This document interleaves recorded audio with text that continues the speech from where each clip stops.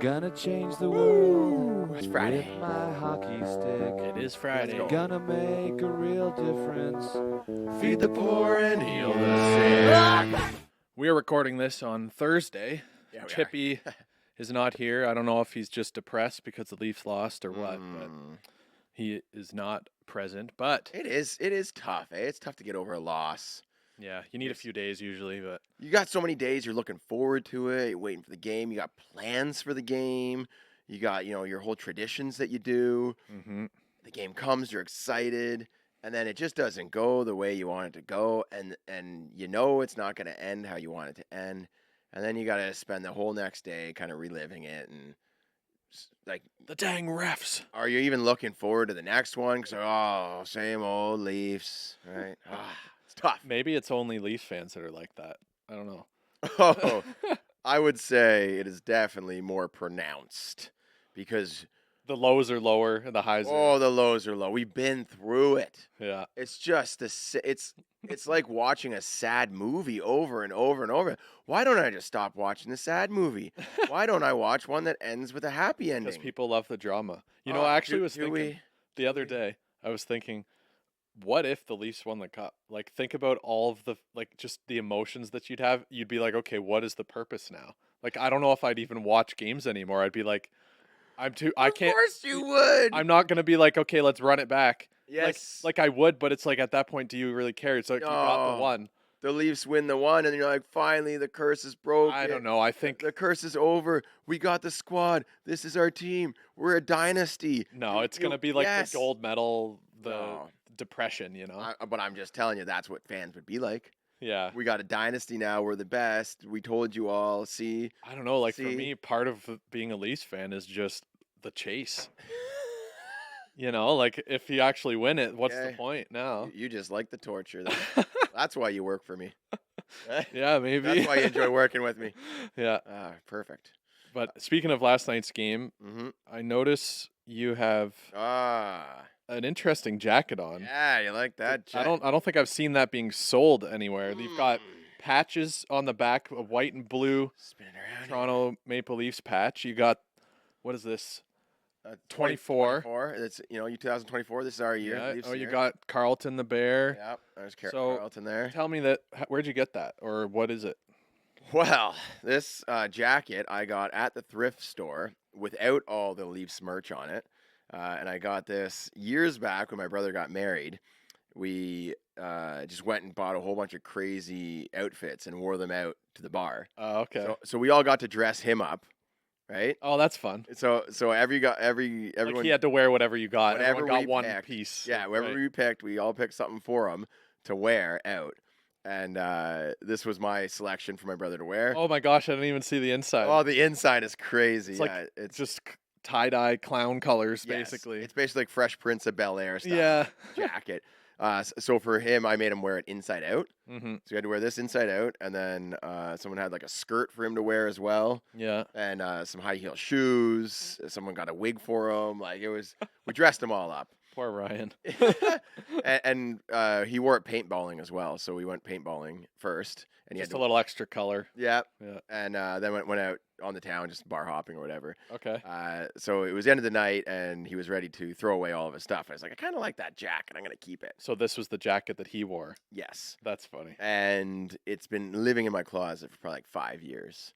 And Sammy always tries to donate it and throw it out. And I said, no, that is an epic jacket. It's not going anywhere. And it's got a story behind it. Yes. I've been hoarding it for all these years. Yeah. And then I saw a post on Scotiabank saying, you can make anything Leafs merch. And they kept popping through like cowboy hats, denim jackets, a wedding dress, a onesie, bucket hats, another team, like a Montreal Canadiens hat. That's gold. Now a Leafs hat. Right. You want to be a bandwagoner? Bam, slap a Leafs logo on it. Anything can be Leafs merch. So I sent him a message like, yo, I love this idea. So smart. Like, let's collaborate on it. Mm-hmm. And they said, hey, why don't you come at the Leafs game and bring something to turn into Leafs merch? Boom. I got exactly the perfect thing for it, which was this jacket. The suit jacket came to mind. Bright orange. It's a bright, reddish orange suit jacket with tie-dye lining. And then I was like, well, Mason needs a blazer or something crazy too. So we took him to the thrift shop. found for $5.99 a very sharp, all I jet. saw your Instagram stories. Yeah. He was looking spiffy. I thought you had that already. Oh, from him. no, I didn't no. know you went and bought it from the thrift shop. $5.99 at the thrift store. It fit him perfectly. I was like, it looked like it was custom fit for him. Yeah, it was 9-year-old with a custom suit. legit, like custom, perfectly fit him. And I was like, well, let's get a one size up. There was a pinstripe one. So let's get one size up so you can wear it longer. He's like, no, Dad, I like that one. He's like, you got to go with the fit. That's fine. You know what? He wore it well and kind of smart, actually. And the interior had blue pinstriping or like lining. Oh, I didn't show it, but if you look inside, it had blue inside. So I was like, that is really nice Leafs kind of style. Perfect theme. Nice touch. Right. Yeah, so we got that one with the Leafs logo, Carlton on it, and all that as well. We went to the pop-up shop, thanks to Scotiabank, outside of the Scotiabank Arena. Got these really custom Leafs logo. So they just jackets. press them on, They just press them on there, but they had like the legit machines. Like these, I don't think they'll ever come off. Right. They look really good, and we got so many compliments. It was wild walking in because father son. Yeah. Blazers. You can't not even just the Blazers with Mason wearing it too. Everyone would be like, "Oh, that's spiffy." So yeah, Mason got a lot of attention. They loved like seeing a 9-year-old dressed up like that. Yeah, that's of great. Course. And yeah, we went and watched the Leafs lose at home. Yeah. Wow. Would have been a picture perfect night. What a great day. It was fun. It was fun. You weren't even expecting to be there though, so it's fun to just have that experience. But I will tell you, like, it's fun going to a Leafs game, but if they don't win, it's just you're just sad all the way home. Yeah. And frustrated, like watching them lose. Yeah. You know what I mean? I'd rather watch them lose at home. I'd like to watch them win and cry in bed right away. Exactly. Yeah. Well, because if you're at home and you watch them lose, you can yell at the TV, you can pause, you can rewind and call out how dumb of a play it was. When you're in the building, something happens, like, what? What was that? And they might play it once on the screen, and you're just like, are you kidding? Right? Yeah. And I guess you can scream directly at the ref, which is nice, but you can yell a lot louder and more obscene things at home, right? Yeah, not get weird looks. And replay it and pause and be like, are you kidding? Like, you can be very sure that the ref is an idiot at home. You're only kind of sure in the building. Sometimes you're like, what? And then you see the replay, and like, oh, yeah, actually, that was for sure a penalty. So, yeah, at home, it often diffuses you a little bit faster because you can see the replays. And the great thing is you can rage quit. So if you're at home and the Leafs are really... just shut it off. Exactly. It's so satisfying. If they're just stinking, right?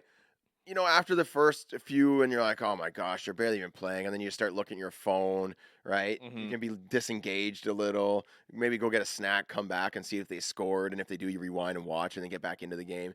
And then, yeah, if they're really just playing a terrible game, you're just like, you know what? That's it. You just turn it off and you don't have a 2-hour drive home. You just turn it off and you go do something else. First world problems. Regardless, it was still an exciting, memorable night. We got to see a playoff game, which is amazing. What was the atmosphere like?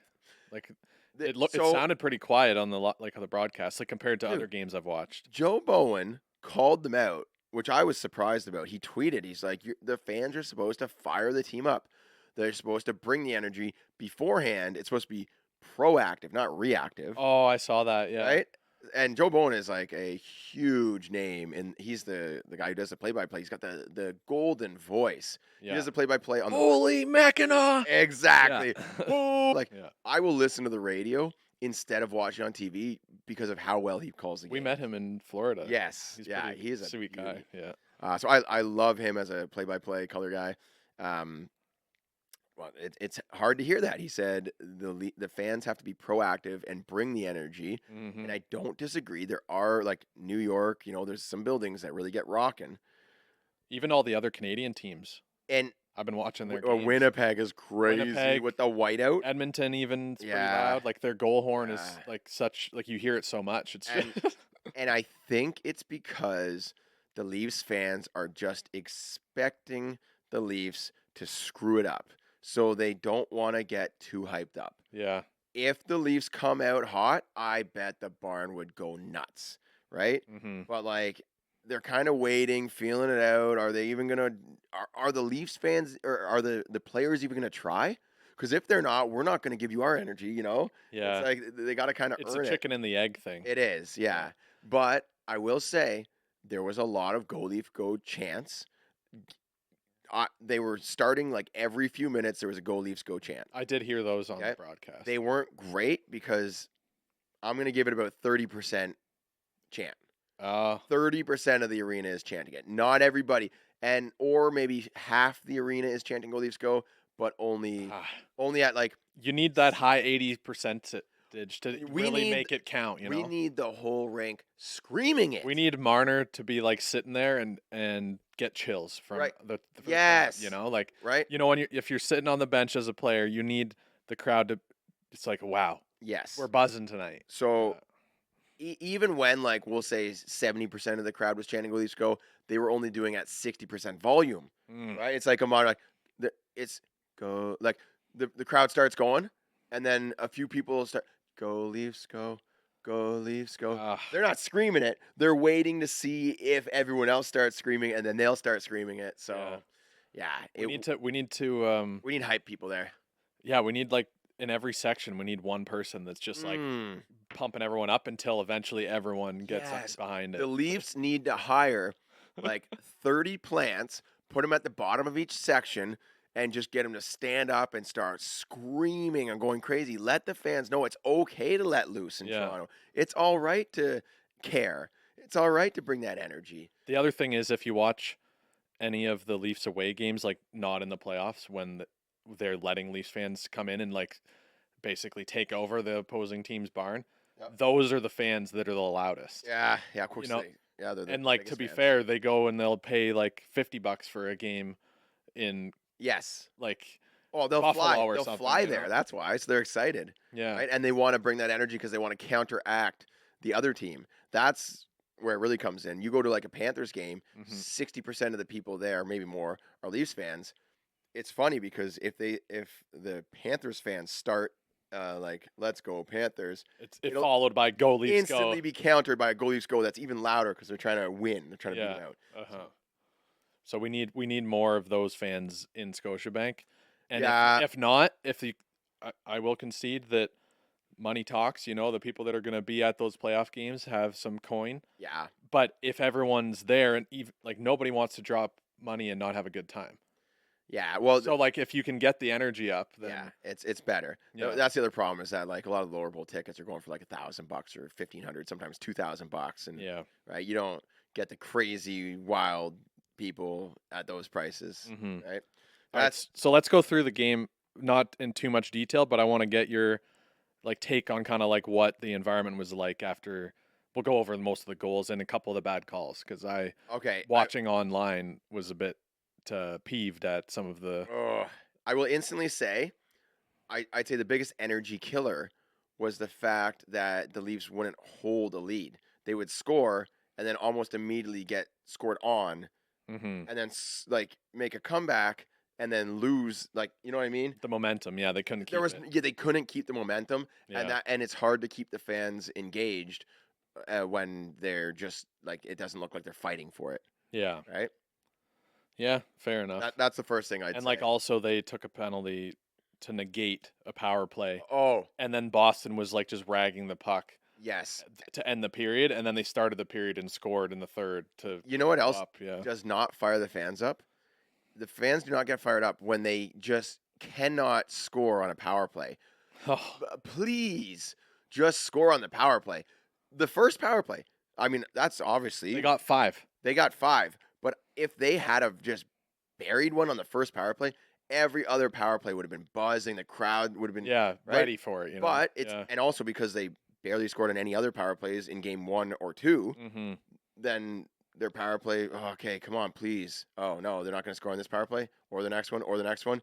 And then they got a power give up almost. Oh, yeah. You're a little defeated. Defeated as a fan. Yeah. And, I'm sitting there. I'm bringing that energy. I'm trying to get everyone going, but I'm just saying that's what I'm feeling, in the crowd. That's what I was feeling. Okay, so that's interesting. In particular, one part that was deflating watching was after Morgan Rielly got the go-ahead, or the tie-up goal to make it 2-2. It's kind of like a redirection off the inside of the defense. I love that goal. The crowd was nuts for that one, and because it was kind of building, and then a goal. Yeah, right. That's what you really need. And I don't get why the Leafs don't use that in their power play. It's a proven method to fake the shot and then send it in the high slot redirect. Yeah. Right? Get some bodies blocking the goalie's When there's a lot of eyes. traffic, if you just put Yeah. it towards the direction of the net, the worst thing that can happen is it'll go into the far corner. But get But it could it just creates chaos. get a body in the goalie's eyes. Get Morgan Rielly to wind up a slap shot. Goalie sets for it, and then next thing you know, it's in the back of the net. How? Oh, because Rielly didn't take the slap shot. He made a slap pass across crease, and someone just taps it in. It's a redirect. And they used to use that. They used to have that as a set play, I think, a couple years ago. I remember seeing them use it. I think Tampa uses it really successfully. And that's Tampa uses the bumper slot. They fake the shot, and then Kucherov puts it to oh, yeah. all the time. That's the thing. Or straight across to Stamkos. Kucherov will score the first one, and the second one, he'll put it across the point. Yeah. Yeah. But I don't see why the Leafs don't use that. And then Morgan Rielly used it, and that was during just like 5-on-5 play. Yep. And worked perfectly. And actually, did it go off of Bertuzzi? Yeah, it went off his skate, off the inside leg of the defender, and then Oh, it was a double. yeah. Okay. But on the broadcast, it was you could barely see that it hit Bertuzzi. Right. So I don't know if they even credited him. But With that's the what I'm goal, saying.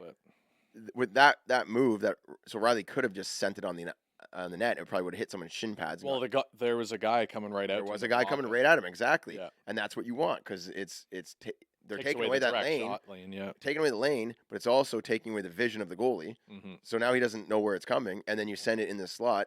Your player doesn't even have to touch it or shoot in the net. It can go off someone else Yeah. and in. Right? That's what I'm saying. Like the worst thing that can happen is that it doesn't deflect and cause chaos. Yeah. Or it goes out of play, I guess. Well, no, if it goes into the far corner, especially on a power play, you're going to win that foot race. Yeah. And get it and then set up again. Yeah. Right? Exactly. So then immediately after that, the Bruins score. Yes, immediately. Yeah. Like they didn't have time to announce the goal over the jumbotron. Like the annoying thing, and like it's not. It's like a chronic problem the Leafs have. They get a goal, and it's like they fought so hard to get it. They fought, or like it was a beautiful goal and they're buzzing. Yeah. Then instead of just like dumping the puck in and keeping that momentum going, yep, the puck will come back to their end and they'll get like bodied off of it, and then it'll just end up in a goal. Like so you're bringing back. I'm having flashbacks now. On that goal, it was Marchand, right? Yeah. It was Marchand. Everything was Marchand. Even when it wasn't Marchand, it was Marchand. This episode is brought to you by Muskoka Brewery. Tread lightly, one of the best light beers you can get, crafted in the heart of Muskoka. I always have Tread Lightly and Hazed and Confused in the fridge. You know, either I'm going to be having it when the boys come over, right? I always got it on supply. I spare no expense. And actually, something that they just did, Muskoka Brewery. Mm-hmm. So this used to be a premium beer. It still is, arguably. It's still a premium beer, but without the same premium price. Ooh. Yes. So they've dropped the price on the 24-pack. Mm-hmm. So now if you want to have a better tasting beer, you know, you grab the Tread Lightly and support local. So if you want the light lager and you're usually reaching for the other guys, grab the Tread Lightly. Trust me, it's a tasty beer, and it's available in a new extra tall can. Oh, they got the big boys. They got every size you could ask for. Yeah, go grab them from the local LCBO, beer store, grocery stores, or from Muskoka Brewery online. Or go straight to the brewery if you're in the Muskoka area. Yeah, there you go. That's even Swing better. by, make a day of it. Grab yourself a case. All right, big thanks to Muskoka Brewery for sponsoring the pod. Let's get back to the episode. I think it was the first goal. Yeah, Trent Frederick with it was Marchand. Marchand basically got into it with Bertuzzi, and no one in the crowd knew that Boston scored because you know the cameramen, they follow the puck. Yeah, we're all following the play. Everyone that I was with all looked like, what just happened? Because we're watching, we see Bertuzzi mixing it up with Marchand, center ice, and then Marchand takes a penalty, and we're like, oh, and we're watching to see if they're gonna fight and what penalty. Like you'd think there'd be a whistle. There's gonna be a whistle, one of them or both of them. Yes, you know, like so that's where the whole crowd is watching that happen at center ice. And we're like, oh, Marchand's gonna get a penalty. Right, and then the whistle goes, and we're like, "Oh, okay, good. What's he gonna get?" And then, like, we don't see a hand go up, and then we see like Boston celebrating. We're like, "What the heck?"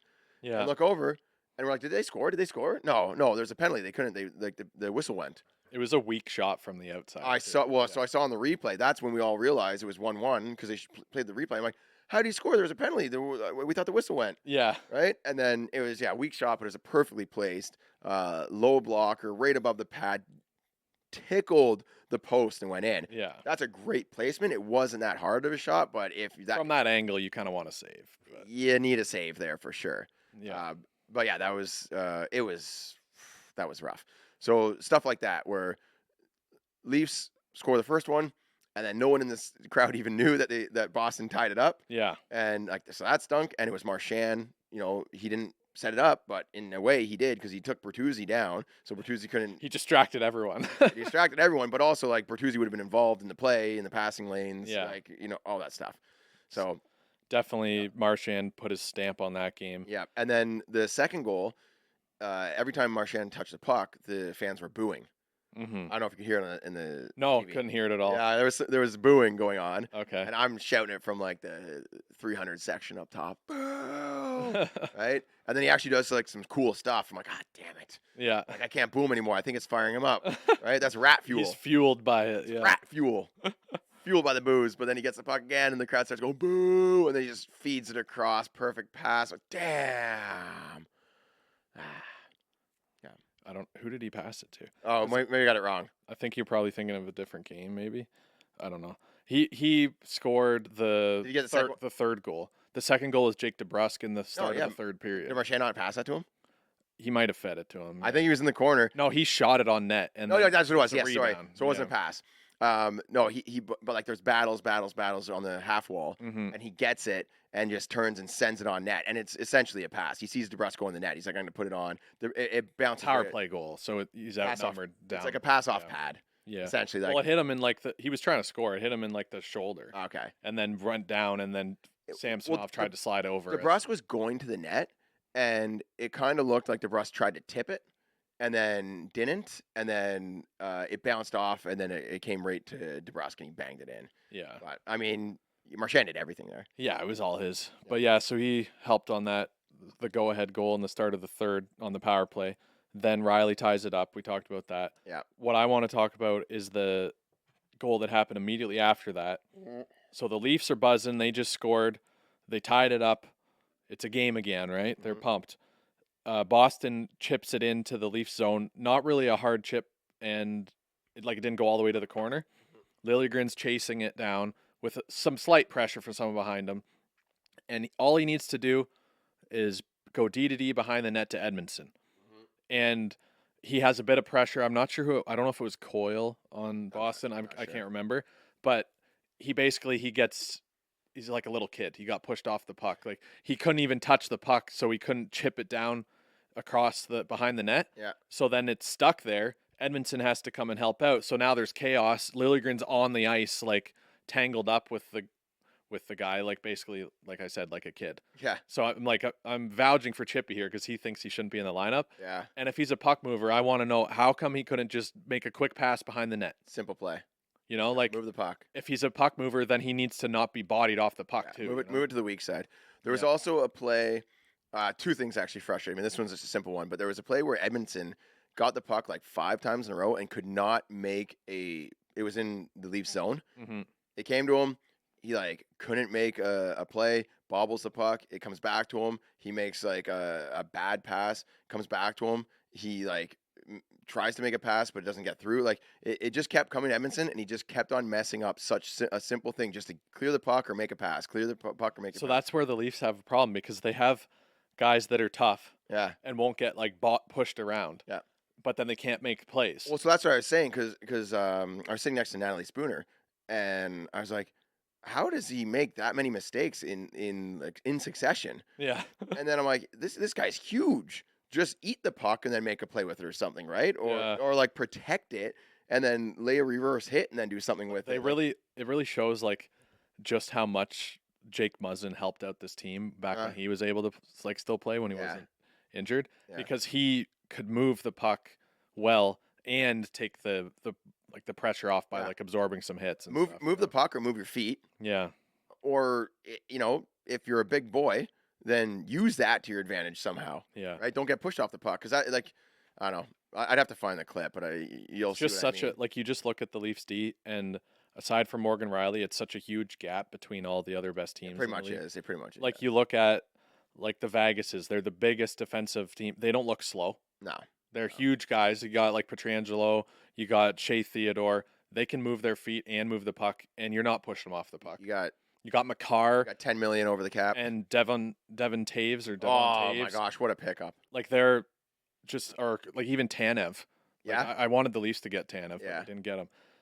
All those guys, Yeah. they don't get pushed off the puck, but they don't fumble it around. No. And the Yeah. Leafs are like everyone's like how many years in a row does the Leafs That's need the to be a thing. problem for the Leafs? So McCarr has great puck control. Like Devon Taves, like all these guys, and there's defensemen that aren't like star defense that still have good puck control, right? So you need a defense that at least can do that. They have the awareness and the good puck control where they can spin off of a guy or move the puck and not get pushed off the puck. Yeah. Another thing that frustrated me from that game was I think it was the first period. Ryan Reeves absolutely buries a guy, number 18 on Boston. I forget who it is. Beecher or I'm not sure. Can't remember. Then number 18 on Boston gets the puck again. He gets buried again. Just fourth line, just laying the body. The crowd was going nuts. They were loving it. Yeah. Right? Boston was defeated. They had to ice the puck, so the same line was on. And they got tired guys that were just getting beat up and owned out there. There was 45 seconds left. Keefe puts out Matthews, Marner, and Domi. Yeah. Right? Tired guys, all our stars. The crowd is going nuts. Get something going. Let's get it going, boys, right? And what happens? They lose the face-off. It goes down to the Leafs zone, and the Leafs get hemmed in somehow with all their star players. And I'm like, God, that was 45 seconds where you just needed to keep that energy going into the second period. Yeah. Right? And like the fourth line did their job. The fourth line brought it. They did. And the top guys couldn't keep that energy yes, going. Yes, and you need the team to have those flows. Where the shifts string together. Yeah, string the shifts together, exactly. And it didn't happen. And there's like But part of me wonders, is that on Keefe? Because if you want to string together shifts, yeah, there's 45 seconds left, but like why are you throwing out guys that aren't usually on lines together? It's You know? fair. Like I would just throw out Matthews' line. I wouldn't put Marner out there. I think because he wants Marner to get something. He's trying to get Marner going. Yeah. Because Marner has not been doing that much. So he's like, Domi is like, he's got eyes and he can move that puck. I think that's the biggest problem, like with the Leafs. If one of their guys isn't going, then they're just screwed. Yeah. You know, like they need at least like 2 out of the 4 guys to go. And like always, like Tavares was injured the one year against Montreal. Yeah. And then the whole team collapses. Yeah, like they just the one year that they didn't have those like every guy injured, they beat Tampa. Yeah. You know? Yeah. And like Nylander's out. So they need basically either one of Tavares and Marner to be going. Yep. Or Matthews and Marner, Matthews and Tavares, like 2 out of the 3 of them, they need to be like scoring every game. Yeah, I figure Keefe probably thought, okay, these guys just like took some abuse. They're tired. If they could win the face-off, they'd probably hem him in the zone for the next 45. Yeah. The opposite happened, and Leafs they almost got scored on twice, I think, at the end of that period. Yeah. But yeah, and probably also trying to fire up Marner, but like, I don't know. Yeah, should have thrown the guys out there that get the job done. Yeah, right? I mean, Marner did look good. Like he set up the first goal. Yeah. But like. Oh, he needed that with Matt Nyes. Yeah. It was nice to see that happen. And I think, I don't know, watching Marner play, he just needs to shoot the puck. There was a few times where he's doing the extra pass to nowhere.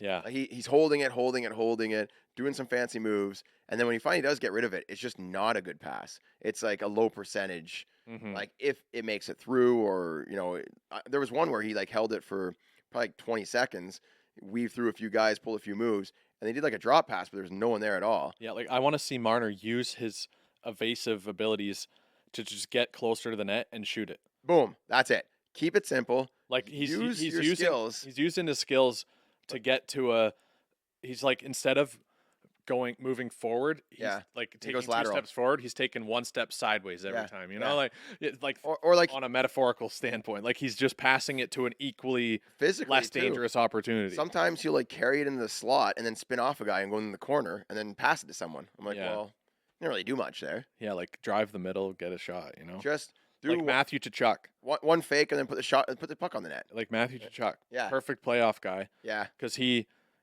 just drives the net. Yeah. He'll drive the net and he's got the hands and he's a bit bigger than Marner. But like Marner can evade guys. So why isn't he able to get to the net? He is so good at these little sneaky And he can shield moves. the puck, Yeah. Yeah, I 100% agree. One simple move and then get your shot on goal. Yeah, and like you don't have to be scoring every shot like from everywhere like Matthews does, but you're a high-end elite talent, think the game well.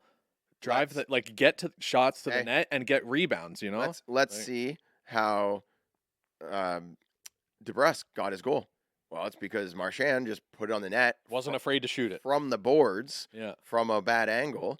He put it on the net, and it bounced out to DeBrusque, and DeBrusque scored. Yeah. There we go. What about Morgan Riley? He put it on the net. He threw it in the slot, and it bounced off someone who went in the net. The other thing with Marner, and like I hate to rag on the guy. Yeah. But like, I know he can shoot it harder than he shoots it. Yeah, there was a few years ago. I know he said he wanted to be known as a shooter, and he started working on his shot because when he entered the league, he was seen more as like he's got a deceptive, like almost like little chip at the end of his shot to put it like, and he's very accurate with it. Jason Robertson was doing that when I was on the ice with him at the All-Star game.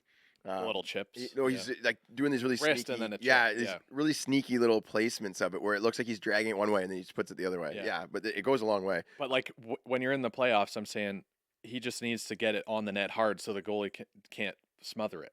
Yeah, like he's probably not thinking to shoot it because he's like, oh, I'm not going to score it. Right. But he needs to be thinking, I'm not shooting to score. I'm shooting because it's going to create chaos. Yeah. Oh, well, that's like when you need a goal, you need the puck to get to the net. Stop trying to make it perfect. So that is a great point, and I actually haven't really heard anyone teach this. You don't always have to shoot to score. Sometimes you shoot for continued offense. Yeah. Darryl Belfry was saying like when they evaluate whether or not a player is taking good shots, they don't look at whether or not it was like a goal that was going to go in. They look at, is the puck in a better opportunity after you shoot it or not? And for the kids listening or the parents or the coaches, a few great examples of this. Let's say you have a player and he's at a bit of a bad angle and he's about to shoot the puck. If you're shooting to score, you might aim for let's say he's on the left side of the ice, might be aiming for the top left corner because there's a tiny little window right there, right? And some elite snipers can put it there, but it's tough. Yeah. If you've got kids, if you're not Marchand, it's tough. If you're not, I think like Crosby could put it there from his backhand. Who's it? Jack Hughes. Has threaded the needle. Patrick Kane would thread that needle sometimes, like that little tiny window right up there, right on the bar, right from a bad angle. But that's shooting to score.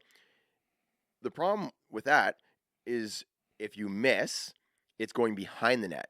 That's not good. If you miss the other way, it's wrapping around the boards. That's not good. If it goes high off the glass, that's not good for your team, right? So that's shooting to score, but not for continued offense. So if you have a player and you want to teach them, sometimes it's better just to shoot for continued offense. From that angle, you're shooting for the pad, so it bounces out into the slot, right? So you're shooting low, so one of your guys could probably deflect it, or you're just shooting it across the top of the crease, so a guy can get a stick on it and put it in, right? Yeah, that's shooting for continued offense. Yeah, right?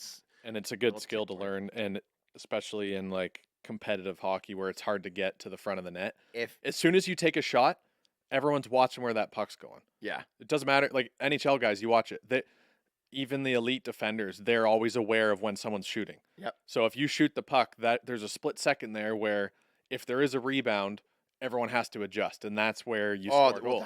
That's where the goals happen because you don't know where it's going to bounce until it bounces. Exactly. It's the randomness of that shot into the slot that it leaves everyone scrambling and it produces chaos. Yeah. Everyone's set up. And like part of the problem with Marner is he's so good at holding onto the puck that it gives Boston and whatever team time to clear out the front of the net. Yeah. If you just get it to the net when your guys are there, right away, then there's no time to like defend to free up space Exactly. for the goalie to see. The mistakes are made in the chaos, and the most exciting goals are scored in the chaos. So don't wait until you have the perfect lane. Like cut back once, shoot it on the net. Throw it towards the net, and I guess the thing is he wants to find the tape. He wants to make that perfect pass, right? Just sauce it into the slot and hope something good happens. Because I'm going to guarantee you it's going to be better, more likely for your team than for the other team. Yeah, right? They can't score from there. They can't. They might get a stick on it, and maybe they'll clear it, but maybe they'll whiff on it, or maybe they'll try to clear it and then send it right to your own guy, and then continued offense, right? So, and get it to the dangerous area. I looked up Marner's top shot speed. Mm-hmm. This is just in the playoffs. In the edge stats? In the NHL edge stats. Mm-hmm. What do you think his top shot speed is? Top? His like of the entire season? No, it's just in the playoffs, only in a couple of games. Oh, just in a couple of games. Yeah. You're talking about, he can shoot harder. 75 mile per hour. That's pretty good. 78 miles an hour. Okay, yeah, like because that's what it looks like to me. Right. Like the league average is probably low 80s. No, because you're taking away that a lot of people who shoot, they don't wind it up. They don't have that perfect. Mm-hmm. I'd say like 1 in 8 shots is a perfect shot where you can really wind it up and lean on it. Right. A lot of them, like they have to slip past the guy and just like they flick it with the wrist. If they're in close, they're not doing that. Like, and that's probably a 50 mile per hour. But I would shot. say the league average top shot speed would be mid to high 80s. I'll tell you right now, it's 73 miles an hour. No, that's the average of all the shots. I'm saying the average top shot speed for every player. That is the league average top shot speed because in the playoffs, there's a small for the sample. playoffs. Oh, yeah. And some people have only gotten one shot, and it was only 55 miles an hour. Yeah, okay. But you know what I mean? Yeah. So it's pulling down. But I'll refresh this for regular season. So Marner's top shot speed in the playoffs is 78 miles per hour. Mm-hmm. That's the hardest he ever shot it. Let's go to regular season and refresh. And you're saying he can shoot harder. Let's see. Ooh, regular season. His top shot speed is 89 miles an hour. Right. So that's a big difference. 11 mile per hour difference. But that's probably because he got to really lean on a slap shot. Yeah. And he probably hasn't ripped a clapper. Yeah. Yet. I'm just saying, like, when he's shooting, it doesn't look like he's trying to shoot it hard, which is fine. That's a thing. But it also makes it easy for the goalie to read. Oh, yeah, it does. You know, like if he's got a shot and it's a clear shot, it has to be hard enough that the goalie can't get a good handle on it. Yeah, for sure. The league average for top shot speed in the regular season was 85 miles an hour. Okay. That's pretty good. That is pretty good, yeah. I mean, because we're talking backhands. We're talking wrist shots, little snappers, like little wasters on net, stuff like that, right? Yeah. Yeah. Anyway, enough on Marner. Nylander. Apparently he has migraines. Yes, we got. Oh, you didn't even drum it up or anything. Much, eh? No. Well, everyone will already be. It'll be old news by tomorrow. I don't know. Yeah. Okay. So there was a lot of speculation. We weren't speculating. We didn't speculate at all. Not at all. No, we didn't speculate. But we didn't do a whole skit on it live on the last podcast. Elliot Friedman came out and said like he doesn't like to talk about player injuries because the coaches don't like talking about it. Mm-hmm. I think this one's fair game. Because it's a migraine. You can't target a migraine, right? Yeah. You know what I mean? If someone has a hurt wrist or a creaky ankle or something, you can target that in a game. Mm-hmm. Someone's got a migraine, what are you going to do? Yell loud into their ears or something? Body check them hard. Whistle. Like, the reason that he's not playing is because of the concussion protocol, I'm pretty sure. Well, so basically they say the migraine is so bad, he got sent to the doctors to make sure it wasn't concussion related. They're trying to see if it was, and there's just a lot of uncertainty around what's causing it and what the issue is. Fair. Yeah, his headache is... But, like, their protocol is if you have migraine, then you got to go through, make sure that it's not concussion. Oh, okay. Like, you got to clear the protocol or whatever, right? Gotcha. So he couldn't be like, yeah, it's a migraine, I'll play through it. Because they're concerned about concussions. If I'm Keefe, I am going worldwide trying to find any sort of natural path doctor. I'm getting what do you call it? Shaman? I'm getting shamans from the Amazon rainforest. I'm gonna grab some like monk. Give him some pine dust or something. Oh, like fly a monk in from Tibet and let him like harness his chi and release. We need him in game 4. Oh, like why not, man? Yeah. Get someone to wave some crystals and ding a triangle and and release the energy. I don't know. Yeah. We need something. Migraine be gone. Get him some Advil. Yeah, something. It's the classic girlfriend or wife. I got a headache. Do you want some Advil? No. Okay, well it's your problem then. I would have a lineup of holistic doctors trying different approaches. Get him in a dark room with some red lights glowing or something. I don't know. Yeah, there's get that guy on the ice. I don't know. I'm hopeful that he'll be back for hopefully game 4 because they need to win this home game. Like they can't go into Boston in an elimination game before game 7. You know, like they give the guy some peyote and put him in a sweat a sweat tent, a sweat lodge. Yeah. Okay? Sweat the migraine out. Send your recommendations. How do you get rid of a migraine? I'll send them directly to Nylander. I did DM him. I said, "Hey, why aren't you playing?" But he didn't message me back. What the heck? I don't know. Weird. Weird. Oh, I know. It makes sense now. He's got migraines. He's not looking at his phone. Oh yeah, it's not. Screens aren't good for. Yeah. He'll answer you after the next game. He'll get back to me. Yeah, later. He'll get back to you. Yeah. So that was the game. Well, before we wrap it up, yeah. Utah. Oh right. Yeah. The team name. So Utah has copyrighted a number of names, 8 to be specific. Utah Jazz owners, right? They're the ones that. No, they're not going to be called the Utah Jazz. No, I know, but I'm saying they're the same owners, right? Yeah. Yeah. The guy who owns the Utah Jazz bought the Arizona Coyotes. Yeah. And there has been a trademark application for the new Utah franchise. There are 8 names. Mm-hmm. I'm going to read them off to you. Okay. I heard a couple of them. I know one that... You probably already know them, but just for the sake of the I have a listeners as follow-up well. story for this, too. Okay. By the way, yeah. Just give me a yay or nay. Like, okay. For Like each one. immediate reaction? Yeah, immediate reaction for each one. Give me a yay or nay. Okay. Utah Mammoth. Maybe. Oh, just a maybe, eh? Yeah. I kind of like it because mammoths are so cool. Like a mammoth's like a mythical creature. Yeah, They're but I huge. also like just think of like Mammoth Mountain. Like it doesn't necessarily. California. Yeah. I mean, I think the mammoths make for a great logo and a great mascot, and you get a lot of fun with that. The mammoth. That's why I didn't go no. Right. Just a minute. I'm not like excited about Okay. it. Yeah. Utah Ice. No. Yeah, it feels like a Disney, too generic. Yeah. And It's like you could name any hockey team that. I think they're just doing like copyrighting a whole bunch just to throw some smoke out there. Right. So it's not nobody guesses ahead of time. Okay. They need some filler names here. Exactly. Yeah. Yeah. They're being creative here. Utah Yetis. I like that one. That's the one that I had heard of. I really like the Utah Yetis. Because when I think of a Yeti, I have a clear imagination of what the mascot would be. Yeah. And like, it's a clear, almost like fictional being. You know, like it gives me the same vibe as what I felt like when the Kraken came to the league. Oh, I love I'm the like, Kraken. it's just sweet. Like they can do so much like folklore around it. Yeah. And stuff. Whereas like Mammoth is just like, whatever. It just feels like old. I love the Kraken. I love that Kraken name. Huge miss that they did not have a Kraken as their mascot. And it would be a goalie mascot. It would be the only goalie mascot. No mascot in the NHL is a goalie. Right. Oh, for all the arms. Why would you? Yeah. Yeah. Put a blocker, glove, sticks, like 34-inch pad on each of those tentacles. Yeah, that would be sick. Yeah, and a couple extra gloves. Extra hockey stick, extra glove. 2 gloves, 1 blocker, 6 pads. Yeah. 1 stick. No, I think it'd just be like, would it be 4 gloves on one side and then 4 blockers with sticks on the other side? Oh my gosh, wild! But no pads. Okay. Yeah.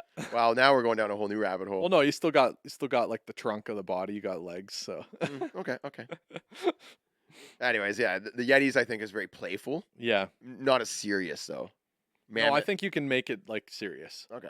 Like a Yeti, like you're just thinking like the classic Rudolph the Red-Nosed Reindeer type guy. Now, But I'm thinking more like you could make him like angry.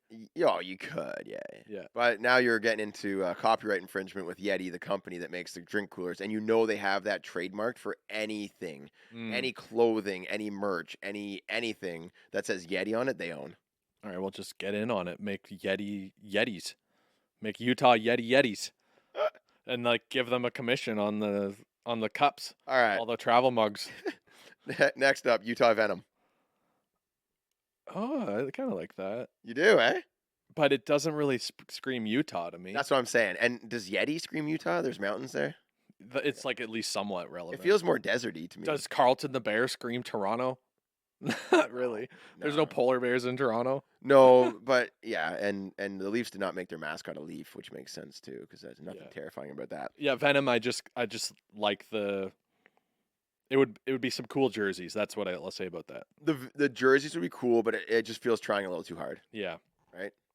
Yeah. Sounds too gamer taggy as well. Yes, that's a great way to put it. And also, I'm just thinking like Venom from Spider-Man.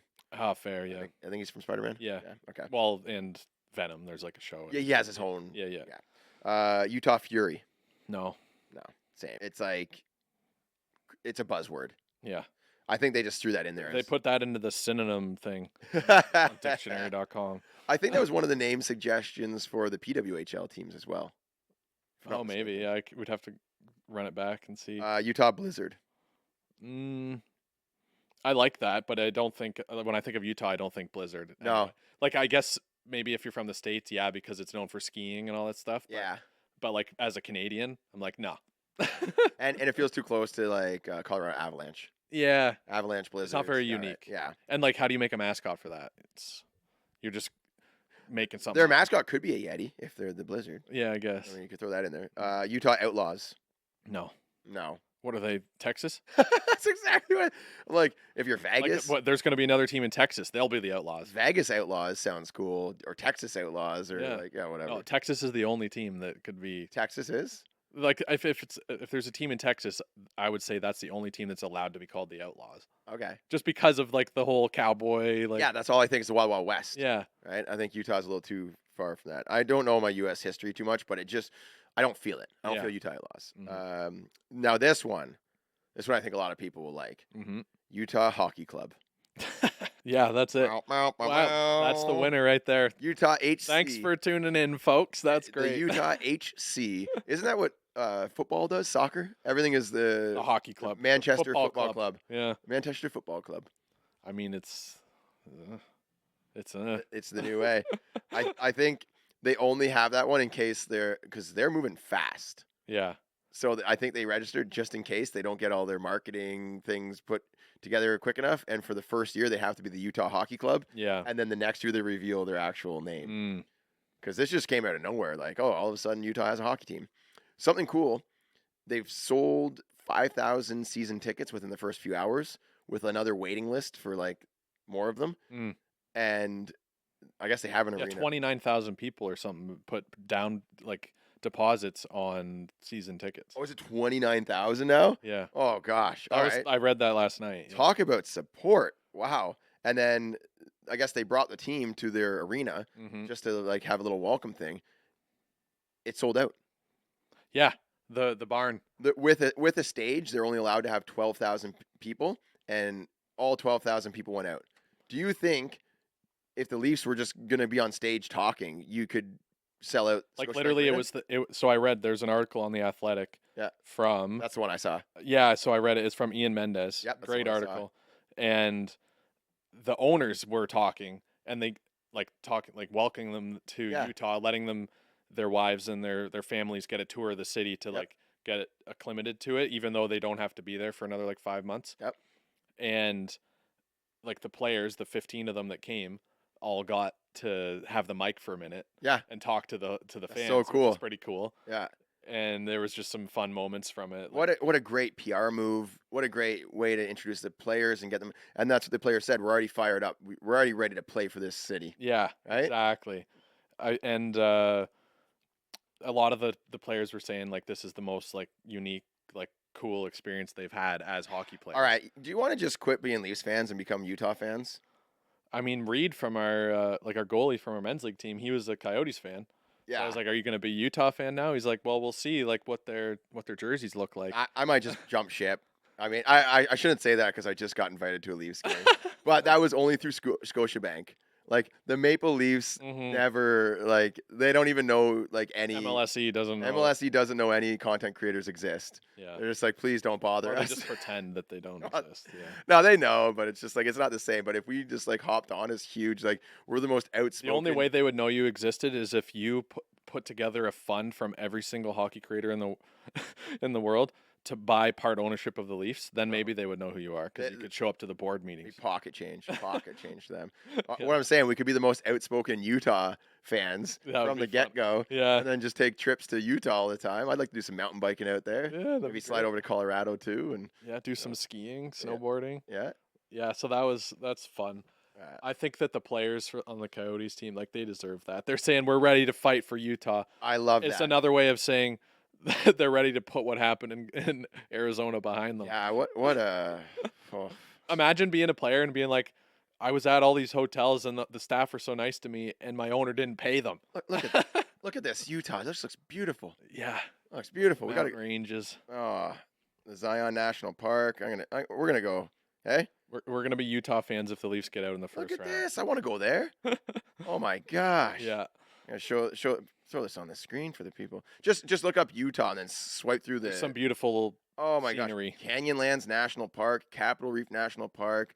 Yeah, we're going to Utah, man. We're gonna go see the first game. Yeah, it's been decided. It's been decided. Their barn looks pretty cool. The Delta Center or whatever it's called. It looks pretty sweet. What were they using it before? They're just waiting for the NHL team? I don't really know.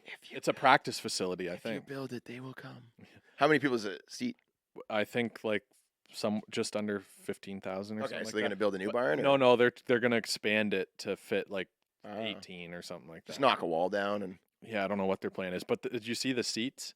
Some of them, like a lot of the upper bowl, it almost overlaps the ice, like it's like over top of, and it's because I'm pretty sure. Is that for the back? Do the Jazz play there and they just put a rink there? I don't know. Probably. Yeah. I didn't read up on the facility, but just from the pictures, it looks pretty cool. I'm converting to Utah fan. It looks nice. Looks like a nice state. I don't know. Tell me about what Utah's like. I hear Salt Lake has a lot of Mormons. I don't know what that means. I just see all the jokes on what they should name the team: the Stormin' Mormons or the Soakers. Do you know the jokes behind that? No. Oh, the Soakers. That's I didn't hear about that. No. It's quite interesting. Let me tell you. Anyways, I'll leave the jokes to the internet to drop. All right, to wrap it up here, we're gonna do a draft. Oh, we are. I forgot about the draft. We're not like this week. We're not doing a Puck Daddy show. Yeah. Because we wanted to talk about the Leafs game, but we're still gonna do a draft. All right. Big thanks to Muskoka Brewery for sponsoring this draft. Heck yeah. Go grab yourself some Veer or some Tread Lightly from the LCBO beer store. Yep. We're gonna be drafting the best fan playoff traditions. So like things that you do to make the playoffs better. Yes. Okay. I'll write it down on my phone. I don't have a pen nearby. That's all right.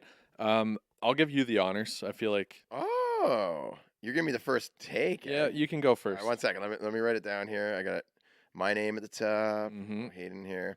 So we are drafting the best playoff traditions, the stuff you do to make the playoffs a little extra special. Brought to you by Muskoka Brewery. All right, let's do it. This is a tough draft. First overall, that's why I gave it to you. First overall, I would have liked a little extra time to think. That's why I gave it to you. All right. Best playoff tradition. I'm just going to say getting all your team gear out. Because during the regular season, like you've got your jersey, you've got your flag, you've got your whatever, but you sort of tuck it away during the regular season. But when your team makes the playoffs. The flag on the car. Exactly. It's like you just get all where's all the Leafs It's like you're a closet Leafs fan. No, because like you wear the jersey, but you're going to wear it to the bank during the playoffs. You've got you show it off more. Yes. Yeah. Right. So just getting all the team, you see people driving down with the flags in their car. I see people in my neighborhood with their flags out the window, right? And I've got these lights on my house. Yeah, some people I've seen lights, or they'll light up their living room. You can see it from the road at night. Yes, there you go. So I'll just leave it generic, simple, just getting all your team gear out, right? Right. Just really dressing up. Okay. So unpacking all the Leaf stuff. Yeah. Yeah. Fair. For me, first overall, I think that the most important tradition for me is just who I watch the games with. Oh. And I know that everyone has people that they'll watch every game with their like dad or something. Yes. You know, like, or they'll go over to their cousin's house and watch the game as a family there. Right. Like, so there's people that will watch every game with a certain group of people. Yeah. And I'm calling out those people. For me, I try to like schedule in, okay, this game I'm going to watch with this. Oh. This game I'm going to watch with, like I watched last night's game with my grandpa. Nice. I try to make time to watch with my friends so we Yep. can have some drinks and like Yep. have a good time.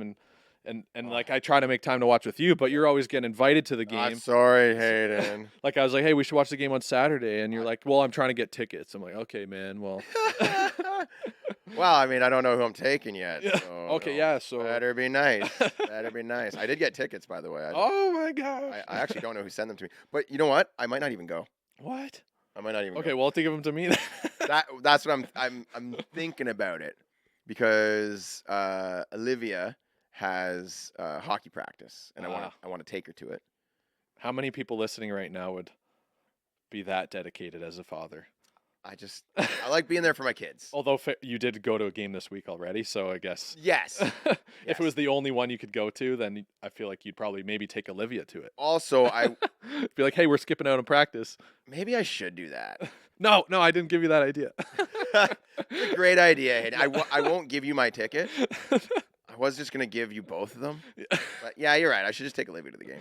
I'll ask her. All right, so for me, it's scheduling in time to watch the game with the people that you enjoy watching the games with, you know? Perfect. Yep. Now, my number 2 pick, it might interfere. You can say no if you would like, but I'm just gonna say getting all the guys together, right? Because normally, like for a regular season game, I'm just watching it, and the people are watching at home. Right. Playoff game, it's like you get the hockey team, or you invite like 5 or 6 people all over to your place, and like that's kind of an overlap, but I'll give you team party. Team party. Okay.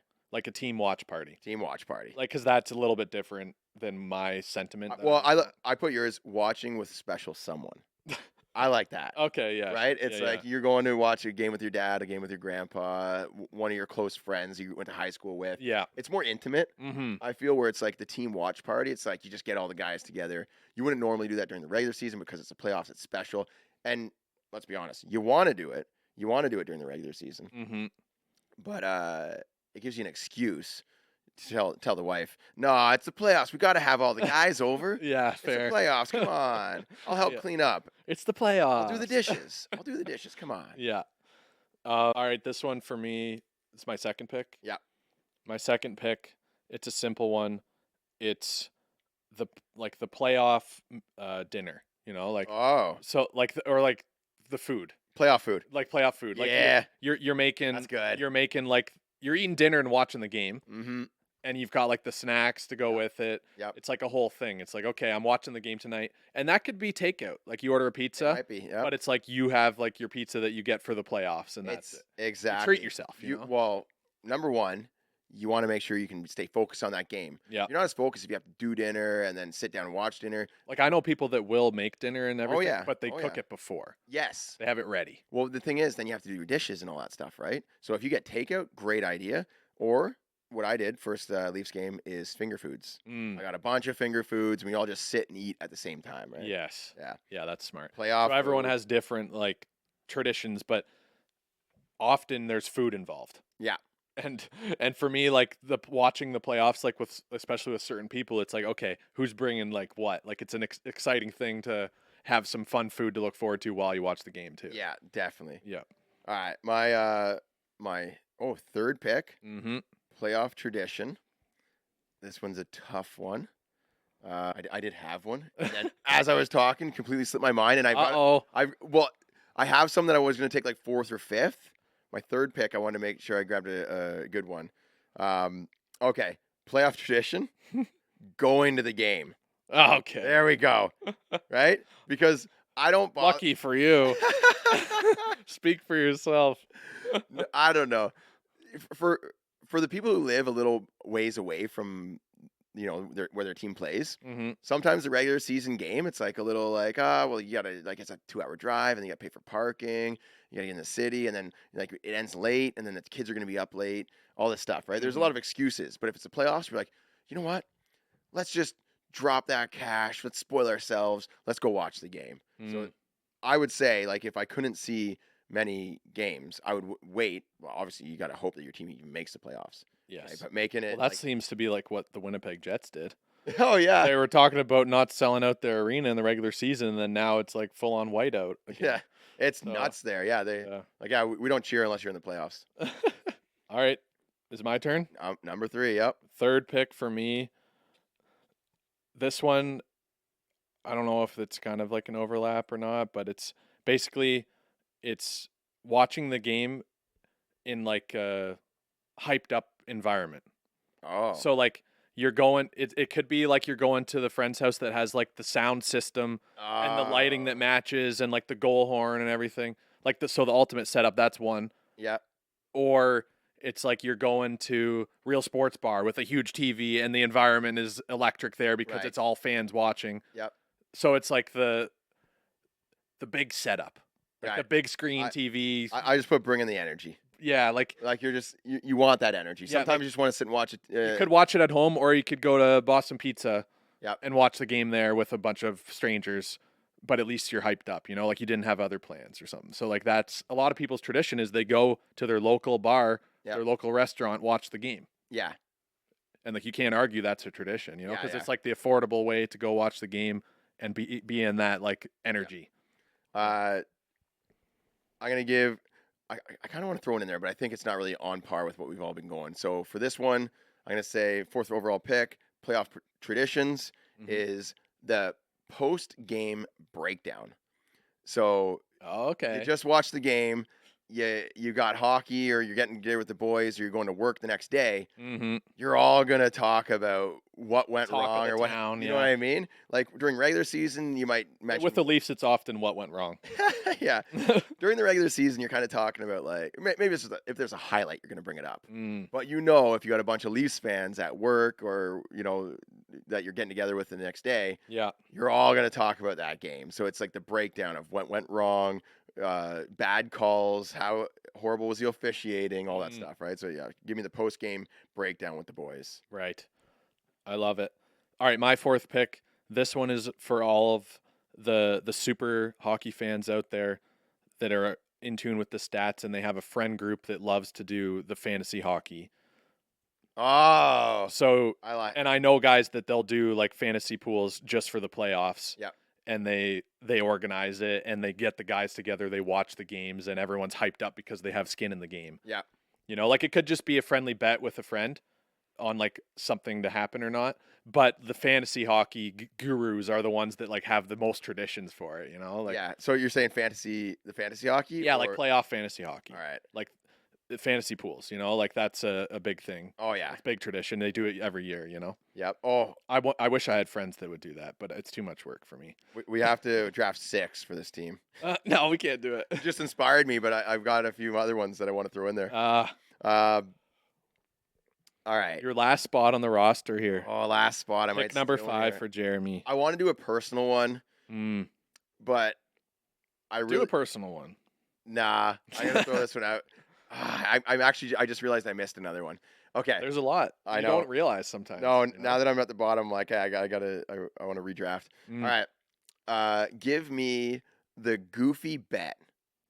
The goofy bet. The goofy bet you do. So you've got a buddy who is, we'll say, a Boston fan, and you're a Toronto fan, and you say, if Boston wins. Oh, right? I know where you're going with this. I'll jump in the lake. So if the Leafs win, you have to wear your wife's bra to work, right? But if Boston wins, I'll paint my house black and gold. It could be whatever. Those just the ridiculous friendly bets. That's fun. Yeah.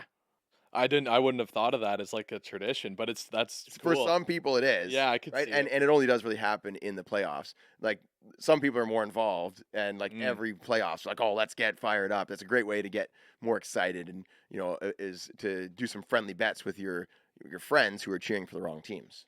For the wrong teams. See, we're pretty much all Leafs fans here, so it's hard to find those friendly bets. Yeah, I did one with Nasher a while back when it was Leafs versus Columbus. Oh yeah, that didn't go well for you.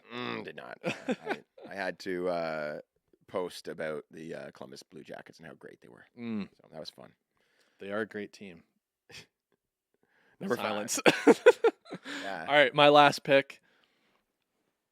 I'm struggling to find a spot for this 5th pick here. I've been thinking about what I want to drop in.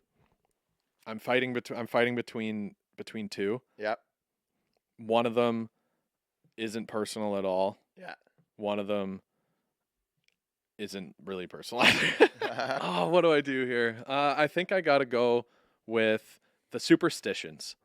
So a lot of people, like, even if you're watching by yourself, you'll think that you have an impact on. Oh yeah, okay, I see where you're going. So yeah, you'll make sure that you wear the same pair of socks as you wore the last game they won, or you have a hat that you wore last year and they won the first round or something. Yes. So like for me, if they lose a game, you're changing it all up. You're like, I got it, So it's like the tradition in the sense that you feel like you're involved and that you make an impact. You're so invested in the team that you feel you need to wear the same sock the next time they win. Like that's just a specific example. And like this is not me at all. Yeah. I am fully aware that I have zero impact on the outcome of the game, whether I watch or don't or do anything. But it still makes it more fun. But I still have those thoughts though. Yeah. I'm like, oh well, I wore this hat last time. Well, so I wore this. It's like I wore this jacket, and Mason had his. I got his blazer all made up too. Yeah. Right. And after the game, I was walking out. I was like,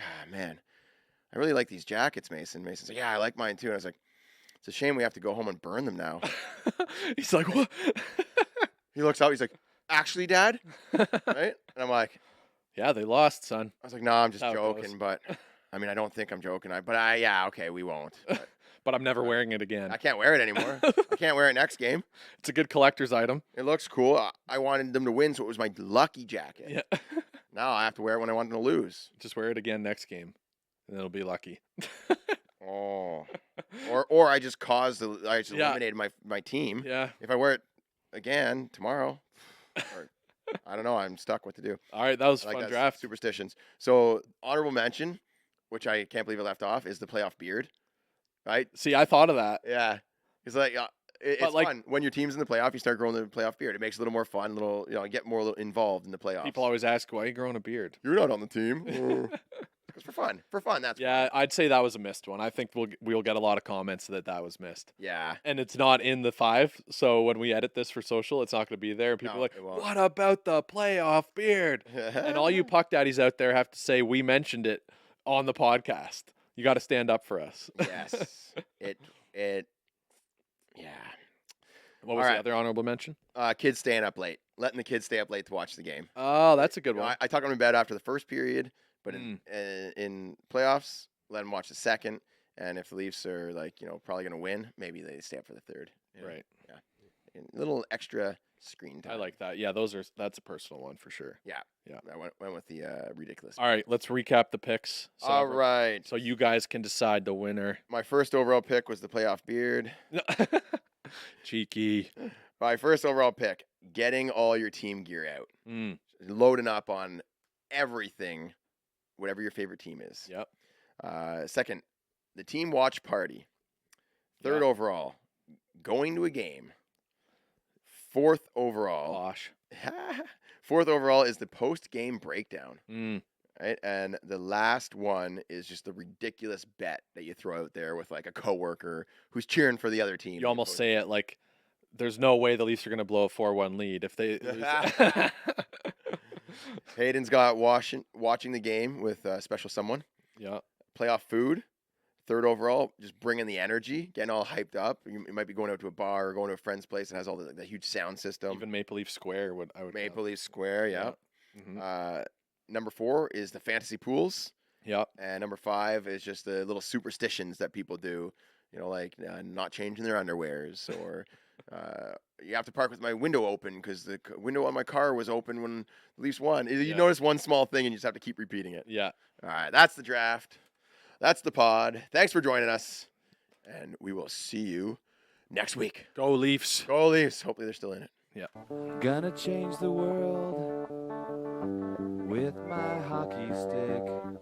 Gonna make a real difference. Feed the poor and heal the sick.